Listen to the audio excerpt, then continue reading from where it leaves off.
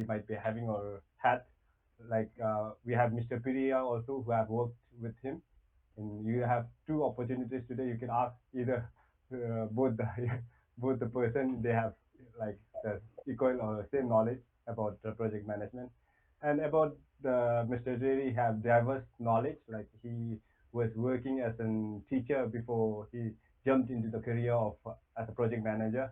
So then he diversified his knowledge and he have lots of experience, and he might share you the background how he have reached as a project manager, and you can learn some like motivation factors and all. So I guess Mr. Terry can introduce yourself first, then let the student ask the question to you. Thank you. Okay. Um, so obviously, I'm not Thai, and I uh, grew up and spent most of my life in the U.S. in the area around Kansas City, which is in the center, right in the middle of the United States. And professionally, the first several years of my professional life, I was a high school history teacher, and I coached, oh gosh, basketball, baseball, track and field, um, just about everything. And so um, you guys are too young to have lived through the experience, but you've probably heard about Y2K. And um, so all of the entire IT industry was in a full panic in the late 1990s because it was discovered that, oh my gosh, basically every computer program on Earth utilized a two-digit date field rather than rather than 1999. Everything just said 99, and so the fear was what's going to happen on January 1st of the year 2000 when it rolls over and everything thinks that it's the year zero. And so um, everybody, banks, businesses, everybody was desperately looking to add new computer programmers to come in and help code changes to handle the the new date format. It sounds very easy, and in a lot of cases, it was really easy. It just took a lot of people. Um, sometimes it was much more complicated, but generally, the big problem that the companies had was they just desperately needed programmers, and so I was I was definitely not in the IT field. I was back teaching high school and coaching sports. And one day, I happened to see an advertisement in the newspaper that said that this company, DST Systems, which did record keeping in the mutual fund industry, they were looking uh, for um, for folks they could train to become programmers. And the ad said they were looking for people with a 4-year non-technical degree. And if you were selected, they would teach you programming. And my eyes got great big, and I was like, "Oh, sounds so awesome! This sounds so perfect." But I had doubts, and I thought, I'm sure if I contact them, they're going to say, "Yeah, if you give us $10,000, we'll train you to be a programmer." And so I threw the ad away, threw the newspaper away. But I kept thinking about it, And I thought, man, what if this is real? What an opportunity! And so finally, I got the trash can, I got the rubbish can, and I dug through it, and I went through the nasty banana peels and the coffee grounds and everything, and I pulled out this awful looking newspaper, and I opened it up, and I sent them a letter and said, hey, if don't please don't waste my time, but if this is real, I will crawl on my hands and knees to take advantage of this opportunity. So they invited me to come down and go through a screening process, and they gave everybody a logic test and and pretty extensive interviews, and they wound up selecting, I believe, 18 of us, and put us through a 6-month program to teach us COBOL programming, and and but it opened a door for the rest of my life, and I uh, I became an entry level beginning programmer, um, and at first I was handling making those little small changes, um, and for the date fields. But I continued to kind of move up, and I became a technical lead on development projects, and then I became a project leader, and then I became a senior project manager, where I oversaw multiple projects at the same time, and finally, um, my supervisor came to me and said, "Hey, I don't think you're going to be interested in this, but we need somebody to go to Bangkok, to our new Bangkok office, and mentor a project manager as they go through their first project. And you were the first name that we came up with.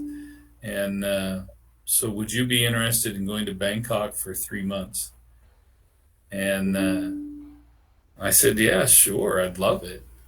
And so I went to Bangkok. I did that. I came back home, but when I came back to the U.S., I left my heart here, and so eventually, the company said, "Are you interested in going back?" And so that time I went back, and I stayed about 8 years, and so I've reached a place where I was ready to retire. And when I was ready to retire, my first goal was to come back to Thailand, and I plan to live the rest of my days here in my adopted home. Um, so that's why I'm here, and how I kind of came through my career. You have a series of questions that I've had a chance to look at a little bit. Who wants to lead off with a question? That would be me. Okay. Uh, so my first uh, thing that I wanted to ask is like, in your opinion, what would you define like a good project manager? How would you define project manager is good or bad, or how is it? Yeah, a lot of that depends on the organization that you're with, because organizations define project manager differently. If you're in an agile organization, um, then they may not even use the word project manager, right? You probably would start out as a scrum master, or in a similar type of role to that of a scrum master. Um, and some companies, the companies I've even worked with, um, most of the people still today are not that familiar with agile, and so you may be doing the role of scrum master, but you may have the job title of project manager. Um, Other companies are waterfall, um, and In some of those companies, a project manager would be somebody who oversees a single project at a time. Other project managers oversee multiple projects at the same time. So it really depends on the organization that you're with. But in general, um, what defines a good project manager, whether it's agile, whether you're serving as a scrum master, you're serving as a traditional project manager, um, it comes down to number one, you are responsible for a team, and you are ultimately responsible for that team's success or failure. If the team's project falls apart, that comes back on you. If the team's project is super successful, um, then kind of the glory, I guess, uh, starts out with you. Um, but what defines a successful project manager is somebody who uh, t- accepts responsibility for their projects, monitors daily the progress of those projects, and makes sure that everything is moving smoothly toward uh, the the goals that you've set, and that you represent your project and your team to upper management. So you're communicating clearly and regularly. You're making upper management aware of any risks that the team is encountering that might impact uh, the success of your project, um, and um, and you are um, almost always in a position of working to ensure that your people, your teams, are meeting their career goals and that they're being successful, not just in their projects, but in their careers as well. Okay, that's really insightful. Okay, so I know you answered this question before, but I still want to ask you, like, Yeah. which career path or position did you apply for before you became finally a PM? Right. And in my case, like I said, I went through this program.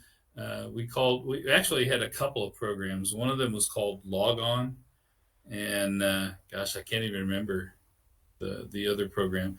One of them was for outside people who were coming in and they knew nothing. And I mean, I seriously, I knew how to turn on my computer, and that was it. I had never in my life taken a computer course at the university level.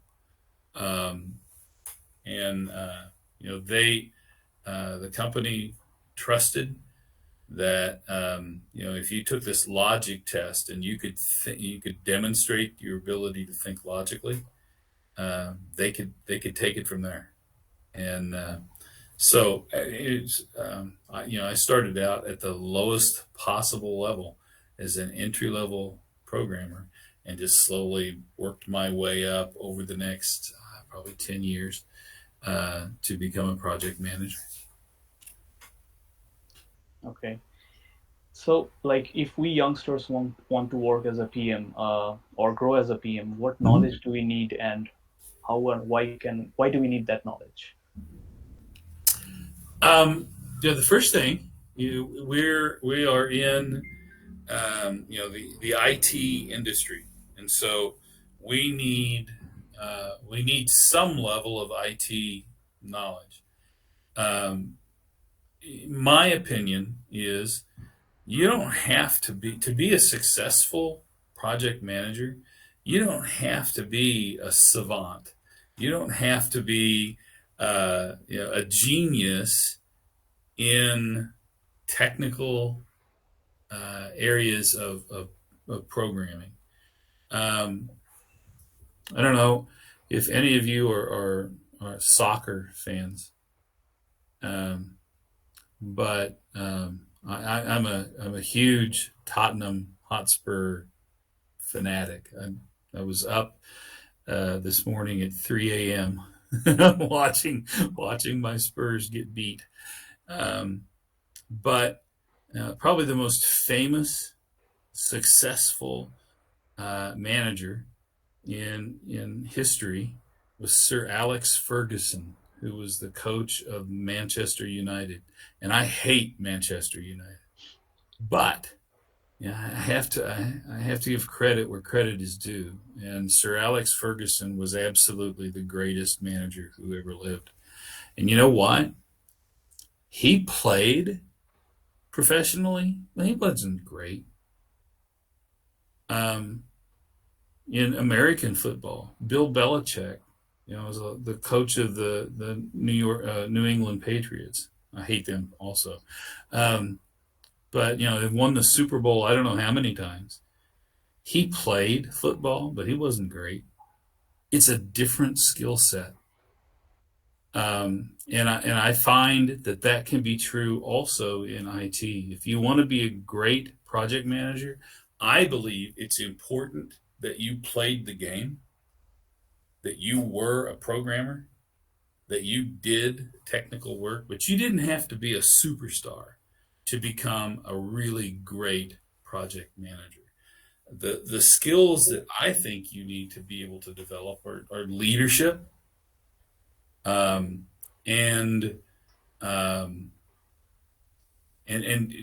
generally project management, the ability to estimate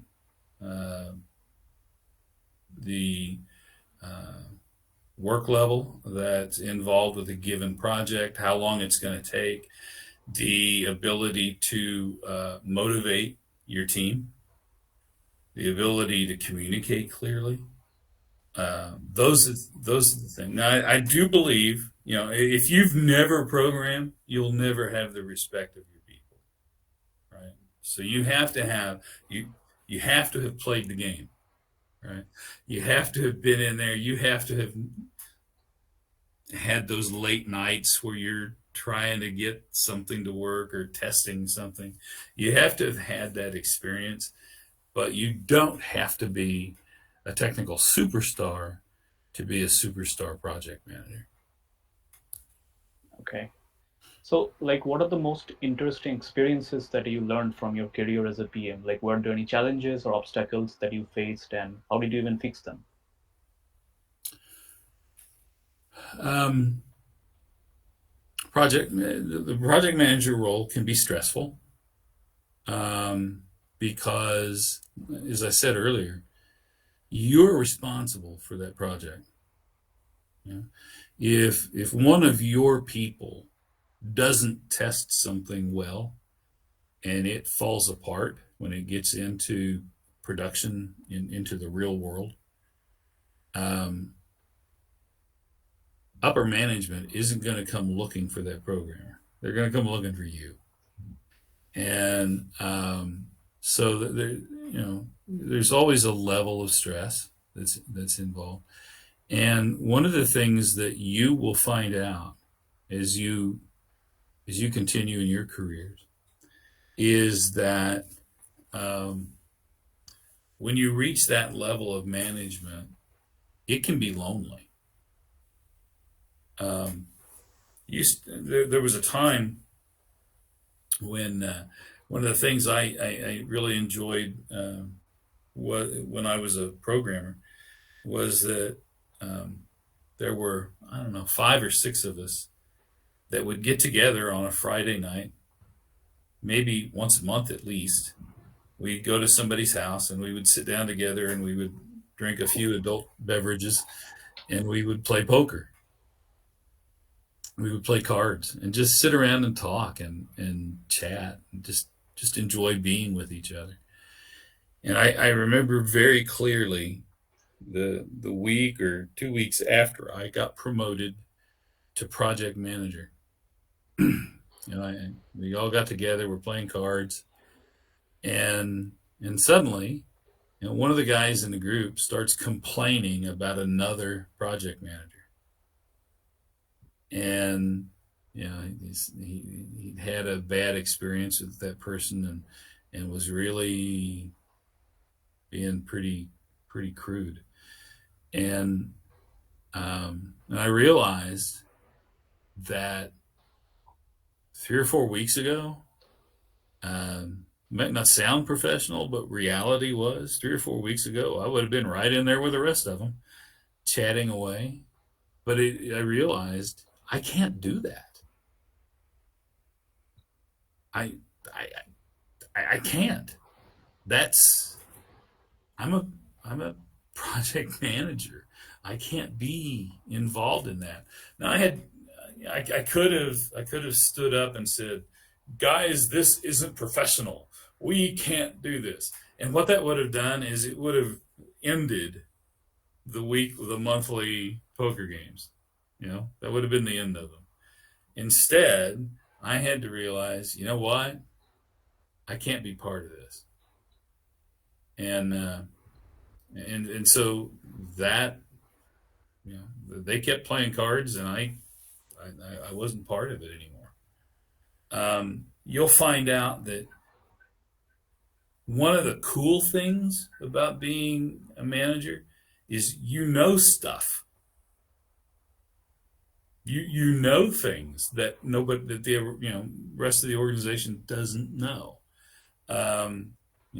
Maybe there's a reorg coming, and it's kind of cool to be in that position where you know things, but it's also sometimes really lonely, because again, the guys I used to chat with all the time, I can't talk with them about that, because it might be harmful to the organization, or it might be harmful to them. If I know there's a reorg coming and I come in to my teammates, now all I've done is give them something to stress out over and to worry about. And so what do you do about it? One thing that I just can't stress the importance enough is you will have other project managers, folks who are kind of your new peers, and you need to develop relationships with those folks, because they're in the same situation that you're in. And I am incredibly blessed, because for most of that 8 years in Bangkok, my desk was right next to Mr. Pariya, or Moo. He became my best friend, and we, I don't know if I would have made it some days, if they're stressed out over something, or something was going wrong with the project, if I wasn't able to just lean over and say, hey, this is going on. What do you think? How would you handle this? I've got this situation. What do you think you'd do? You need to find, a couple of friends at your level that you can encourage and be encouraged by, that you can kind of share those experiences with. So that's one thing. Another would be just make sure you're getting sleep. That's much more important than people realize. Don't be that person that's up worrying about your project at 3 a.m. Make sure you're getting the right amount of sleep, and don't be up playing games at 3 a.m. So how would you handle a team member, like who is in your team, but you understand that he's working less than their full potential? No, it's a great question. And truthfully, probably the one thing that we as project managers are trained the least about, but maybe one of the most important, is what do you do when somebody's underperforming? And Hey, Terry. yeah, Sorry, sorry everyone. I think I have to leave for now. So sorry for jump out at the middle, but I think you guys should be okay. I mean, Yunten, could you please help facilitate? Sure, sure. Okay. you've heard all of this for years. Yeah, thank you, Terry. I'll talk to you later. Okay, buddy.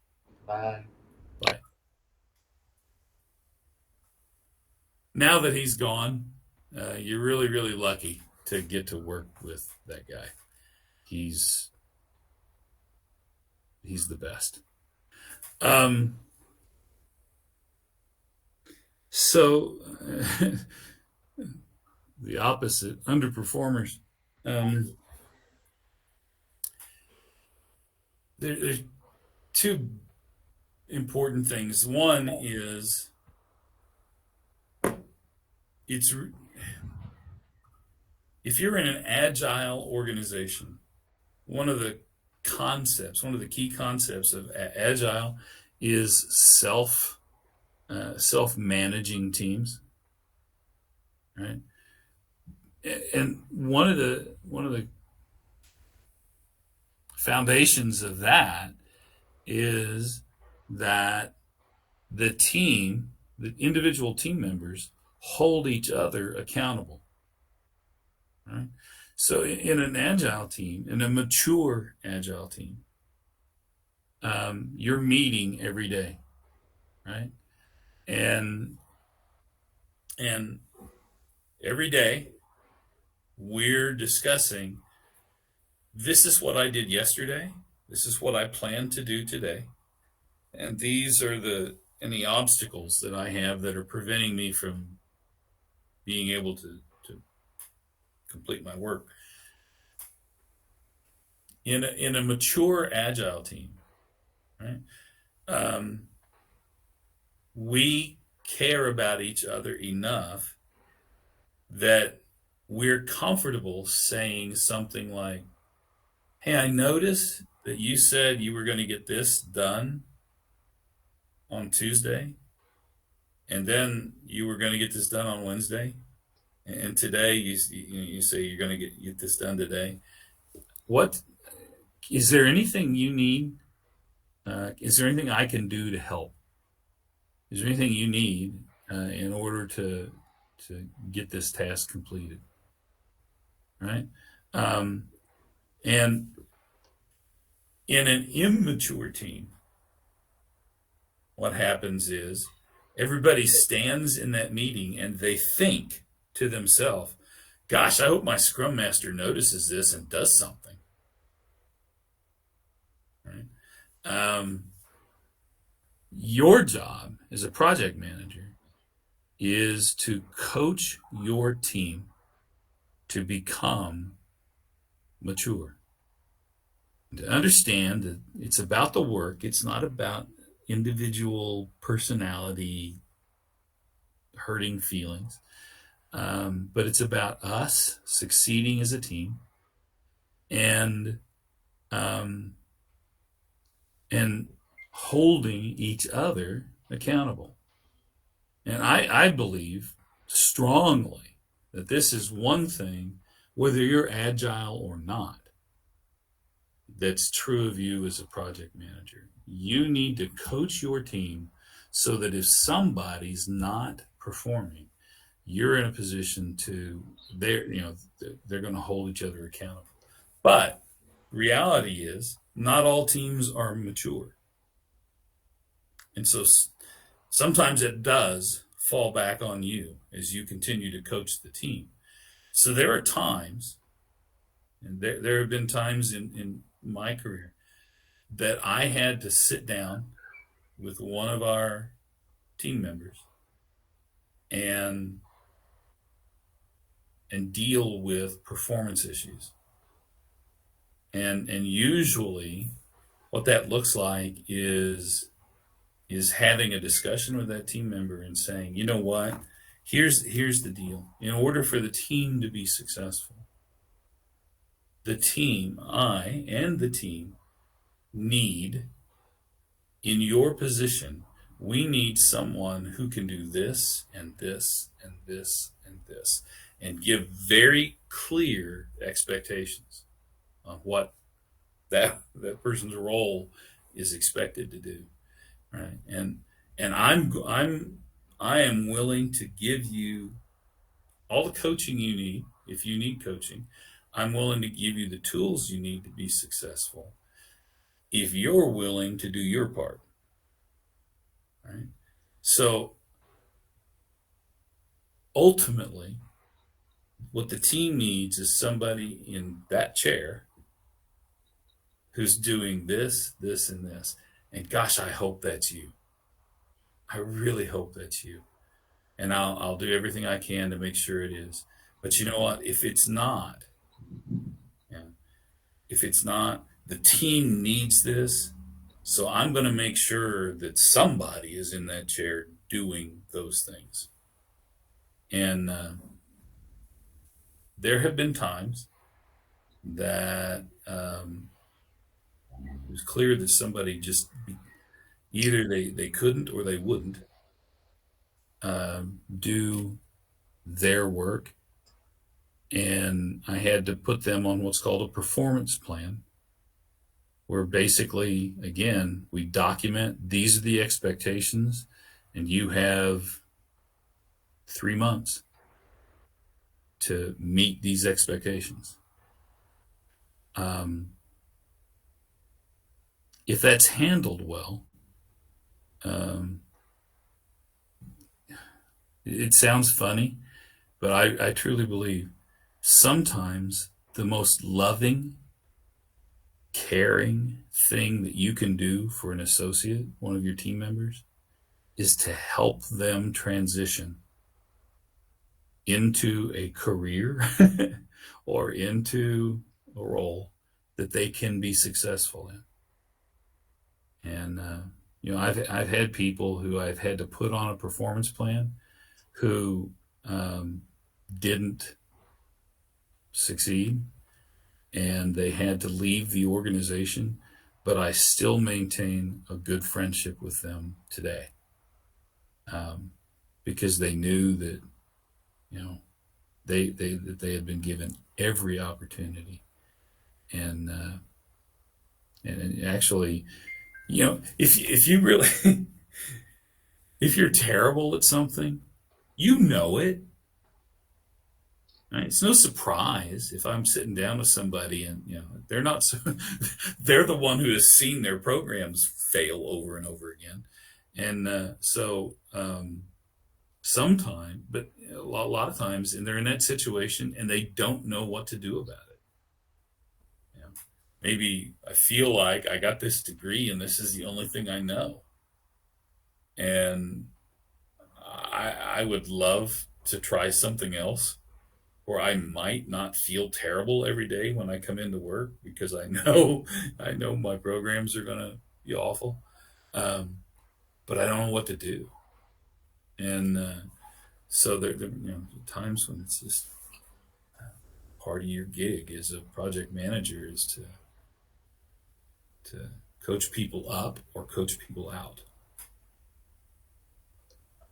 So in your long-term career as a project manager, I believe you have worked across many projects, like simultaneously doing multiple projects, or maybe doing one project consecutively. So which one do you prefer most, and why?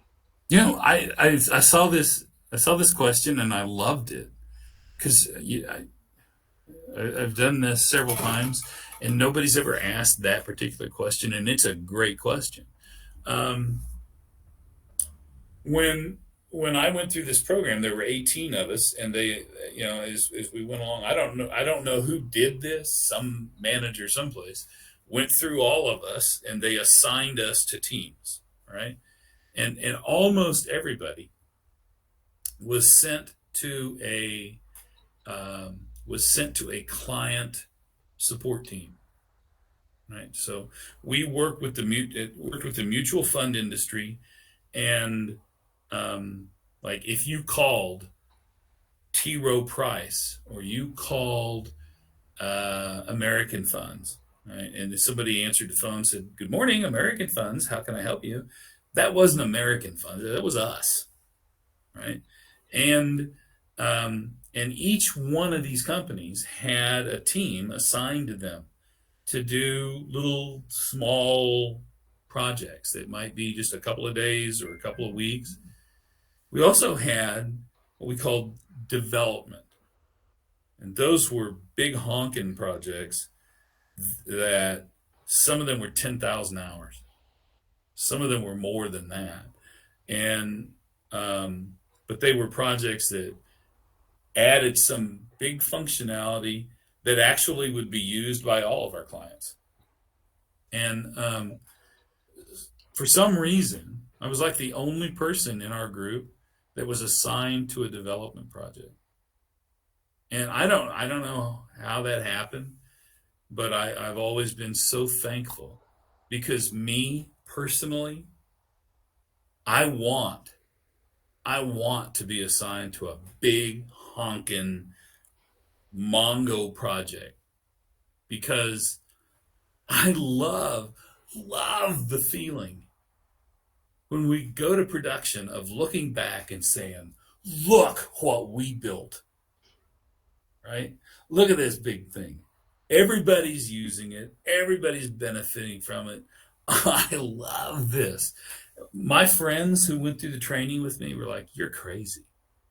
You are nuts. I would lose my mind if I had to work on the same project for a year. You know, my friends, most of them love the feeling of coming in the morning and not knowing what I'm going to work on. I want to come in. I love coming in the morning, and this is my task today. It's completely different from what I did yesterday. That would kill me. That would just tear me apart. I would hate that. So, yeah, I'm a single project guy.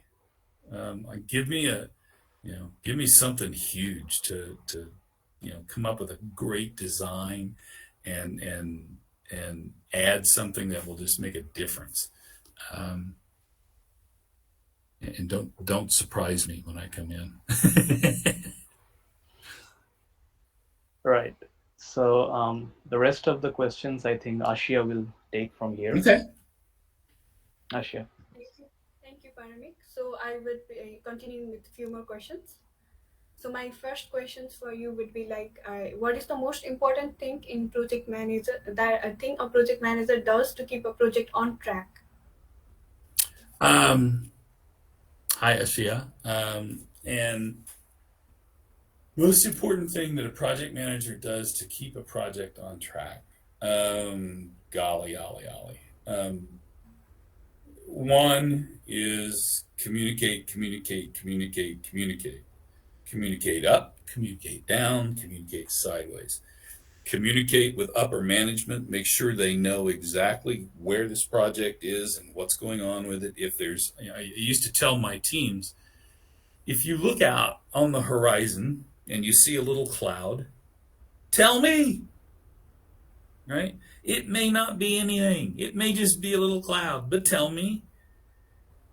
Don't wait until the wind is blowing and the ship is rattled to come say, oh, by the way, all hell may break loose. I communicate. And I need to do the same thing with upper management. Communicate sideways with other project teams about what's going on, because you may be sharing programs, you may have some kind of contention. So you're always letting other project managers kind of know what's going on, and of course communicate regularly with your team. Whether you're agile or not, one agile characteristic I don't care what type of I don't care what kind of framework you're operating with. You need to meet daily with your team. Now, if that's a Zoom meeting, it's a Zoom meeting. That's just our new reality. But you need to meet daily with that team, and you need to communicate with each other regularly about what's going on. What are they working on today? What did they work on yesterday? What are the things that you as a project manager need to do to help your people be successful today? So I think that's probably the most important single thing. And the other is you probably won't hear this from most people, but I think it's really super important. When you start any project, take the time to share with your people, to share it with your team. Why is this important? What we're about to do, this project we're about to do, why does it matter? Yeah. Too many times we get a project and we take it to our people and just say, okay, upper management says this is our next project. We're going to add a new database and add this little piece of functionality. And everybody, so why are we doing it? Because upper management said we need to do it. The company I was with, one of the things that we did was we also worked with insurance companies. And if you had insurance that covered medicine, right, and you had to go to a pharmacy and get some medicine, and you put that on your insurance, that insurance claim goes through this process, and that was us. We did that record keeping, and so we're doing we're doing some kind of a new functionality that touches on that. I want to sit down with my team before we start, first thing, and say, you know what? Picture this in your mind. It's a rainy, cold night, and there's a woman sitting at home, and she's got 2 little children, and she's not married, and she's pretty poor, actually. And one of the kids is sick, and the kid's been sick for a couple of days, and finally she took him to a clinic, and the doctor at this free clinic gave her a prescription for medicine, and now she's got to go get this prescription filled. Okay. The project we're doing right now makes this process much easier, much faster. So she may have to pay today, but this is going on her insurance, and when this claim gets processed, then the insurance company is going to send her a check to cover that money. And so this is going to speed that up, and she's going to get that money in time to pay for the food for next week. Right? Now, if your team thinks about their project that way, will they approach the project differently than they would if you said, hey, upper management says we need to add this functionality? Sure they will, because now they realize, dang, this really is important. This is going to impact real people's real lives. Now, your projects may not have that kind of drama attached to them, but probably they're going to make some programmer or some processor, it's going to make their life easier. It's going to make their work day better because you're adding this functionality. So I think it's just really critically important to take the time before you present a project to your team to think about why. Why are we doing this? Why is it important? And you'd be surprised at how that changes the attitude of the team, right? They really want to get this done. They really want to do it well because now they understand this is important. It's really going to change people's lives. Well, that was pretty clear. So, moving on, like as we are going through this pandemic, so like we got the chance to work from home.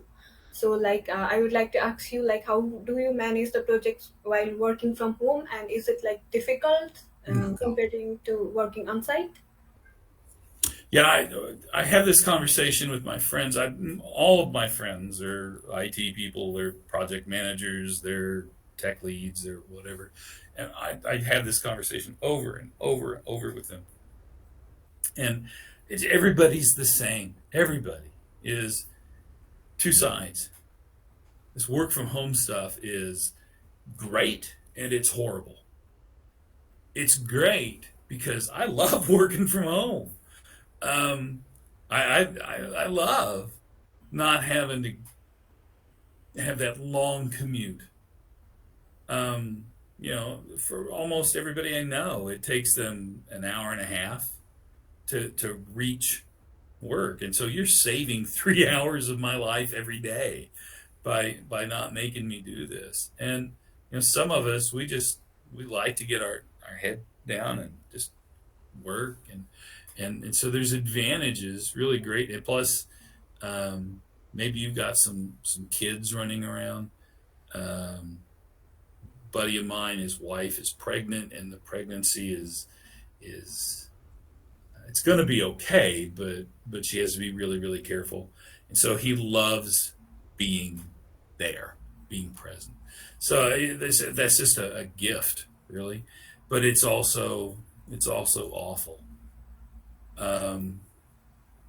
I After I left my longtime company, I got a job as a contractor, as a project manager for another company. They did project management completely different, completely.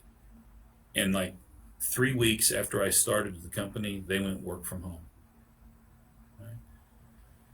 Every day, 5, 6, 7 times a day, I would hit something that I had a question about. How do they do that here? Right? And last week, that was no problem because I just leaned over and said, "Hey, how do you do this?" to one of the other project managers. I can't do that. I heard the other day, like JP Morgan, one of the biggest banks in America, their CEO sent out a message to all their people saying, by midsummer, everybody will be in the office, period, end of story. And he said the reason is not because I'm unhappy with the work that's being done, but our new associates desperately need you. Right? They so much need to be able to sit with those experienced people. One of my favorite things with my best team I ever worked with, one of my favorite things was, Moo and I would be sitting here, and my team is just a few feet away, and every day one of them would be working on a program, and they would hit something that they weren't sure, and immediately 4 people gathered around that computer looking at it and saying, "Here's what you need to do." That doesn't happen with work from home. You can't build, well, you can, but you've got to be really, really intentional as a project manager to build a team culture if you're work from home. And the only way you can do that is by you taking responsibility to be creative and come up with ways to, whether it's having a Zoom occasionally that has absolutely nothing to do with the project, right? But it has to do with us as a team.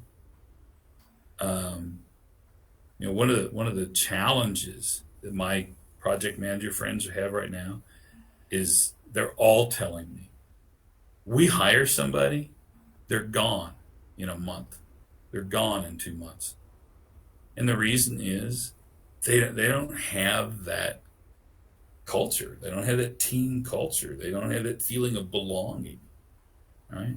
And so we as project managers have to be very careful to be as creative as we can and come up with ways to build relationships within the team, to make it not just okay, to make it expected that you're going to pick that phone up, or you're going to do whatever kind of messaging that you've got on a regular basis, to interact with each other the way you would, as much as possible, as the way you would if you were in the office. It's a challenge. It is a huge challenge, and you got to be really creative. So as we are really interested in this career, so I would like some of your suggestions in how can we plan career progression for this project manager post. There's a book that is pretty old now, but like me, just because I'm old doesn't mean I'm worthless. And the same with this book. There's a book called The 7 Habits of Highly Effective People. And it's about these, you look at people who have great careers, who have great effectiveness, that they share these 7 common habits. And to me, the one that is foundational to everything is called Begin with the End in Mind. And I used to teach this book to all of my people. And there's one of the things is we imagine that you're walking down the street and you hear this sound, and it sounds familiar, but you're not sure what it is. And you walk in and you keep walking closer and closer, and suddenly you realize this is the sound of a funeral. And it's we're in Thailand, so you're out standing outside a temple, and you walk inside the temple grounds, and there's a funeral going on, and you look and you realize that oh my God, I know these people. And you discover in time that you have stumbled on your own funeral. And now as the funeral ends, and the people are kind of gathering in little circles, and they're talking about you. And the question becomes, what do you want them to say? Not what will they say. What do you want them to say? Right?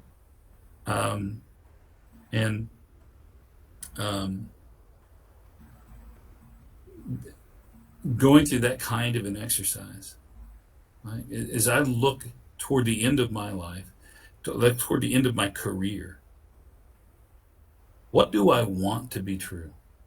What do I want my career to be? Because every one of us, the answer is going to be different, right? How you define success is completely different from how I define success.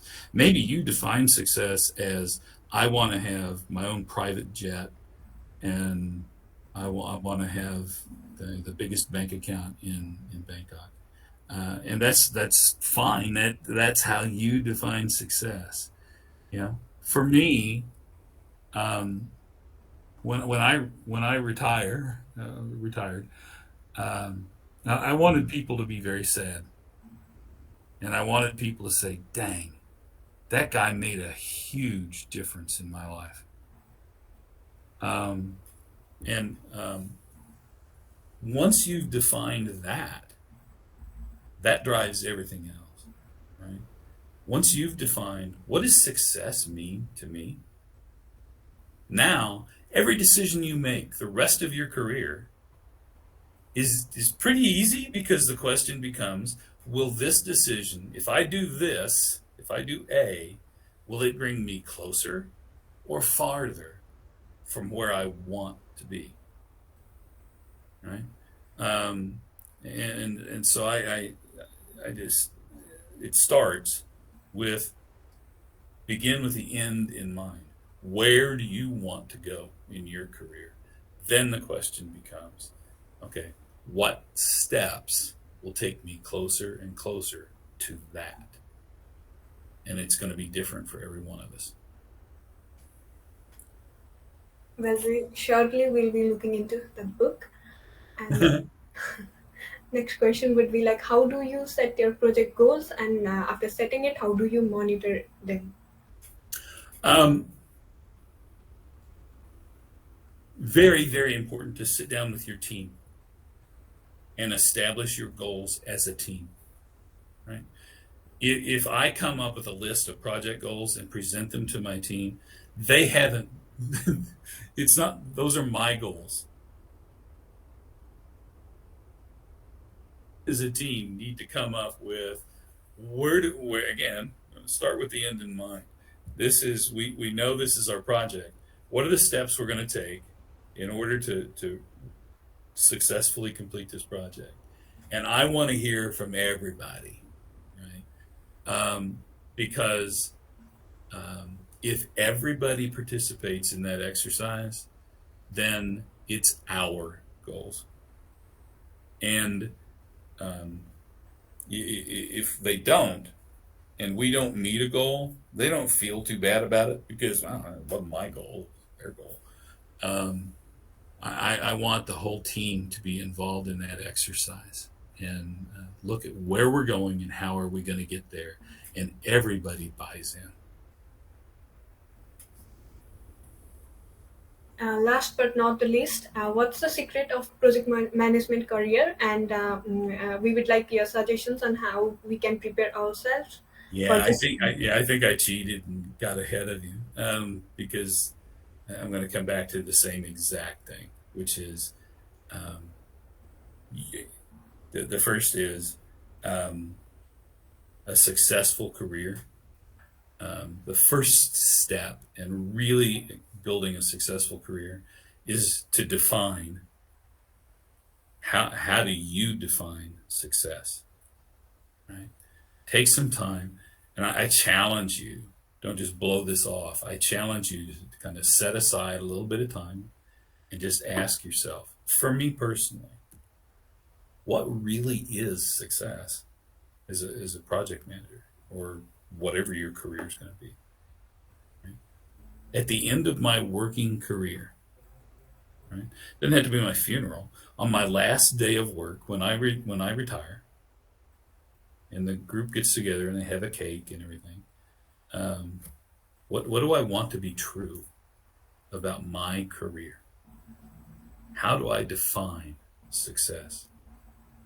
And once I've got that definition, then, okay, pretty good idea what that looks like. What do I need to do to get from here to there?